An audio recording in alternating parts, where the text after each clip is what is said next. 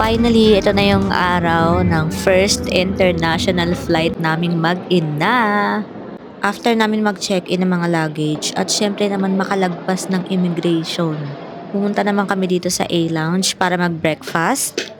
Sayang kasi hindi namin masyadong nasulit tong A-Lounge kasi malapit na yung flight namin.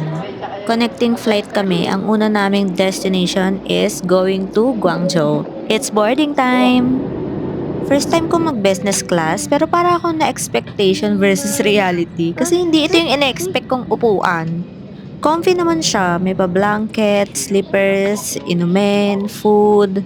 Medyo nahihiga din ng konti yung upuan, may table, may headset, masarap din naman yung food. Well, ang mahalaga, comfortable naman kami. Tatlo yung seat namin, kaya lang lumipat sa tabi ko yung asawa ko kasi yung anak ko ayaw naman umupong mag-isa sa upuan niya. Hindi rin namin na-consume lahat ng libreng food kasi ang bala ko pa naman lahat ng libre dito talaga namang susulitin ko yan. Pero hindi, kasi nga ayaw kumain ng anak ko. Well, gusto kong sulitin kasi kasama yan sa binayaran. Oo, hindi yan libre. After namin kumain, natulog lang kami. Finally, nakarating na kami sa Guangzhou.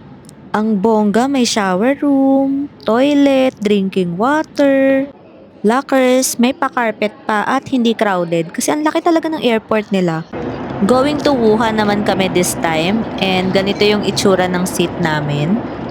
This time, meron naman silang pa-fruits, burger, and cake pero hindi ako kumain kasi busog pa ako. Basically, hindi na naman talaga nasulit, oo.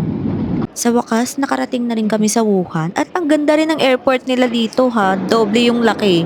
After namin kuhain yung mga luggage, diretso exit na kami. Kailangan pa naming bumiyahe ng 1 oras para makarating sa lugar ng asawa ko. And that is it for today's vlog!